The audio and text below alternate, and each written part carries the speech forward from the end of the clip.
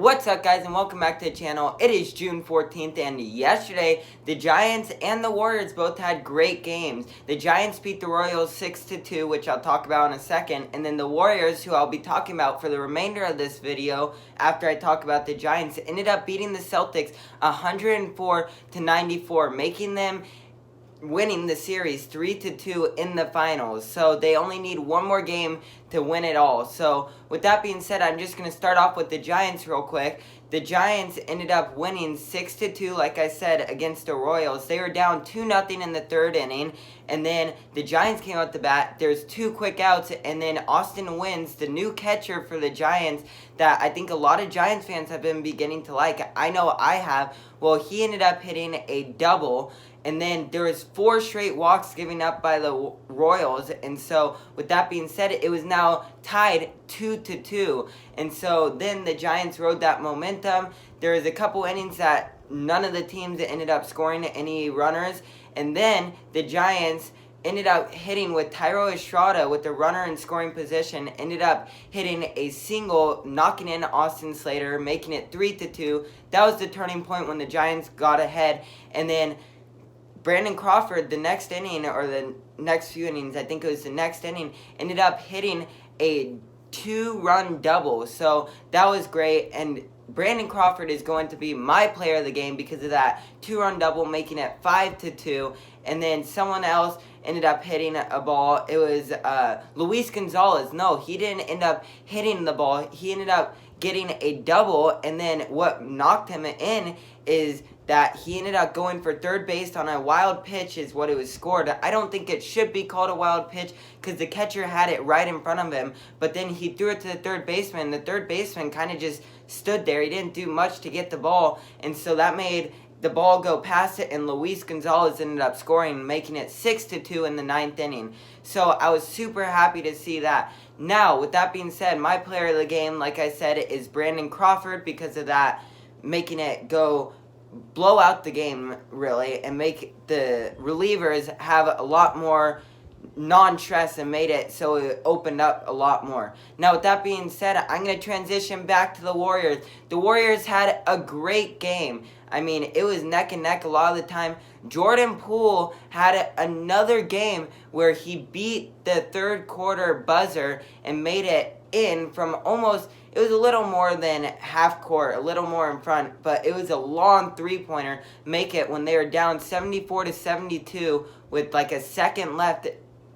The ball was past him, and he shot it and made it again. So that was his second time in this series and in a row that he made the humongous shot, making it 75-74 with the Warriors on top going into the fourth quarter. In the fourth quarter, we just pulled ahead by a lot. We were making our stuff and all that. And who would have thought, no one would have thought, including me, that with Steph Curry having that bad of a game, which I'll talk about in a second, but with him having that bad of a game and really not showing up at all, that the Warriors would still win. So that was crazy.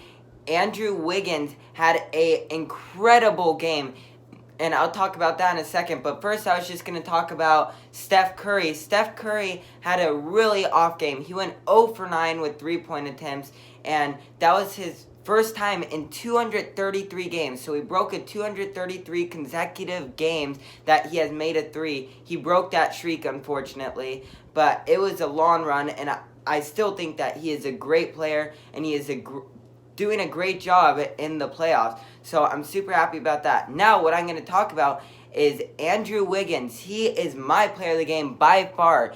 He had 13 rebounds, which was just incredible. That was really good. And then he had 26 points. So that was his second most in any playoff game in his career.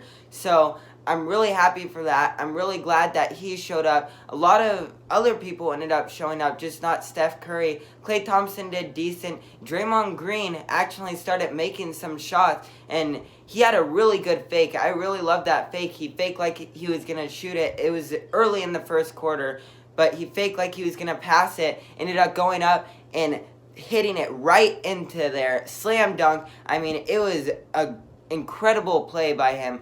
But yeah, just all around, the Warriors played very well. They played really good on defense, and I'm just super happy to see what happens next. I know this is super weird right now, but this is obviously a different time of the day. It's actually nighttime. I filmed the beginning in the morning, but the rest of the stuff that I was going to say, I was actually wrong about. And the reason I was wrong about it is because this is my first time really getting into basketball. I have just started becoming a basketball fan in the playoffs, really, and when I started this channel, because I was focusing a lot on the Warriors now, and I've been starting to learn basketball more and more.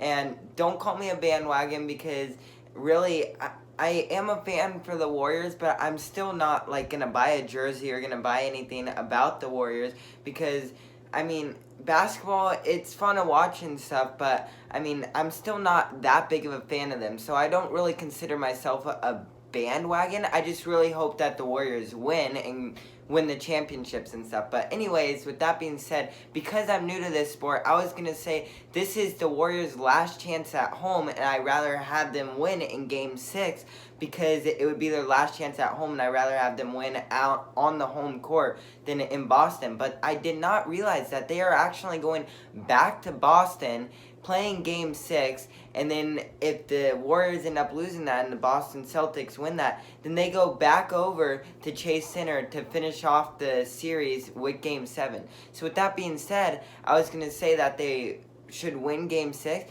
but I'm actually, it sounds really weird, but I hope that they lose Game 6 and then win Game 7, because if they win Game 7, they get to win on home court, and we have a lot more fans, obviously, at home than if they were to play in Boston, where there's a lot of Boston fans. There would be way more of a celebration, all that. But with that being said, thank you so much for watching this video. I know this was really weird, but I'm sorry, but with all that being said, thank you so much for watching this video. Please remember to like and subscribe. Go Warriors, go Giants, and I will see you guys tomorrow.